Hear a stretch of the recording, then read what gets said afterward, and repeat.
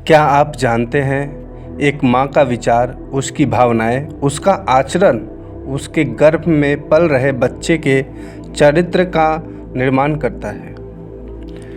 गर्भ एक सिर्फ शरीर नहीं, एक आत्मा का द्वार है और इस द्वार से गुजरने वाली हर प्रभाव एक जीवन बनाता है।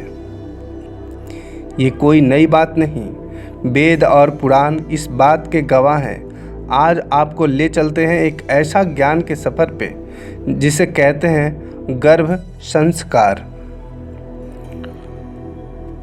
वेद पुराणों की मान्यता अगर हम देखें गर्भ संस्कार को लेकर के, तो महाभारत में अभिमन्यु का चक्रव्यूह का ज्ञान गर्भ में ही माँ के सुभद्रा को सुनाते हुए मिला था। जब अर्जुन अपनी पत्नी सुभद्रा को चक्रव्यूह तोड़ने का ज्ञान दे रहे थे, तब सुभद्रा गर्भवती थी और अभिमन्यु को वो ज्ञान वहीं पे मिला था। तो ये पहला प्रमाण है। दूसरा प्रमाण, श्रीमद् भागवत में प्रहलाद अपनी माँ कयाधु के गर्भ में ही भक्ति का ज्ञान सुनकर भक्त बन गया था। यानी जो प्रहलाद की माँ थी कयाधु, वो श्री विष्णु के बहुत बड़ी भक्त थे। तो वो गर्भ में ही माँ से संस्कार लेकर के वो बालक एक छोटी आयु में इतना बड़ा भक्त बन गया था। तीसरा जो प्रमाण मैं दे रहा हूँ, रामायण में माता अंजनी हनुमान जी के जन्म से पहले शिव भक्त थी। शिव जी की पूजा में लीन रहती थी, शिव जी की गुणगान करते रहती थी, इसलिए हनुमान जी शिवांश कहलाए। वेद कहते हैं यथा दृष्टि तथा सृष्टि, माँ की दृष्टि जैसी होगी वैसी ही शिशु की सृष्टि होती है। तो मैं ये जो गर्भ संस्कार बता रहा हूँ, इसका मतलब ये है कि जब बच्चे गर्भ में पल रहे होते हैं तो उसी वक्त बच्चे की मनोदिशा आगे किस तरह का होगा, हमें किस ओर ले जाना है, वो हम तय कर सकते हैं। और प्रमाण के लिए मैंने 3 चीज़ें दी हैं और ये तीनों प्रमाणिक है। महाभारत में अभिमन्यु का भी, श्रीमद् भागवत गीता में प्रहलाद का भी और रामायण में माता अंजनी का भी, ये तीनों प्रमाणिक है। अब हम देखते हैं कि गर्भ संस्कार का स्पिरिचुअल एंगल क्या है, उसे अध्यात्म में क्या कहता है। 5 मंथ के बाद फेटस जो गर्भ में पल रहा भ्रूण है वो सुन सकता है, महसूस कर सकता है, ये साइंस कहता है। माँ के हार्मोन्स, इमोशन, ध्यान और आहार सब कुछ डीएनए लेवल तक इम्पैक्ट करते हैं, ये भी साइंस कहती है।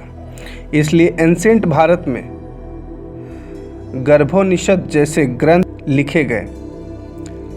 गर्भ को एक मंदिर की तरह माना गया है जिसमें माँ ही मूल मंत्र होती है।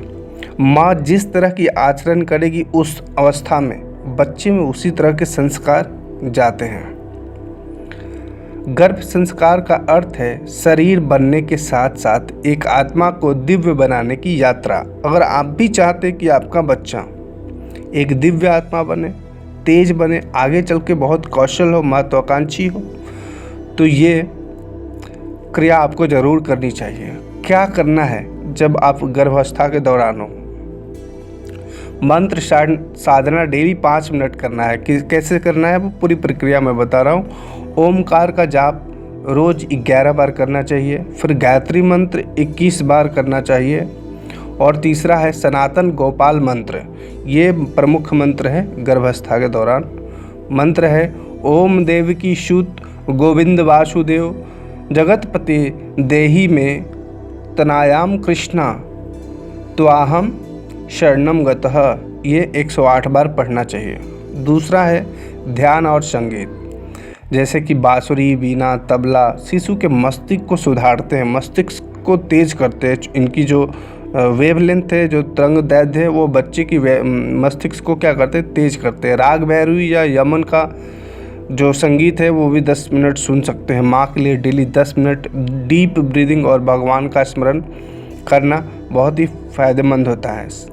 दूध, घी, हल्दी, बादाम, खजूर ये खाने चाहिए। सात्विक आहार में तुलसी के 3 पत्ते प्रतिदिन खाने चाहिए। लहसुन और प्याज से साधना के दौरान जितनी दूरी बना के रखेंगे 4 महीने तक बच्चे में उतनी ही अच्छी संस्कार जाएगी। धार्मिक कथा सुनना भी बहुत ही लाभदायक होता है, जैसे कि रामायण का सुंदरकांड, श्रीमद् भागवत का 10वां स्कंध, गर्भोपनिषद का डेली पाठ करना चाहिए। इससे बच्चे काफ़ी तेज और महत्वाकांक्षी होते हैं। बच्चे के शारीरिक रूप से मजबूत होता है अगर आप ये करते हैं तो। मानसिक विकार, टेंशन और फियर नहीं होता। बालक प्रेम, ध्यान और भक्ति से भरा होता है। माँ का भी इमोशनल कनेक्शन स्ट्रांग होता है। फ्यूचर में बच्चा आधुनिक और धार्मिक दोनों बन सकता है। यह संस्कार एक गिफ्ट है जो माँ अपने बच्चे को जन्म से पहले देती है। बाद में दिया गया शिक्षा सिर्फ गिफ्ट को खोलता है, तो आप जो पहले करोगे वही बाद में आएगा। तो उम्मीद है वीडियो पसंद आया हो तो वीडियो को लाइक शेयर जरूर करें और साथ ही चैनल को जरूर सब्सक्राइब करें। जय माता दी, जय शिव।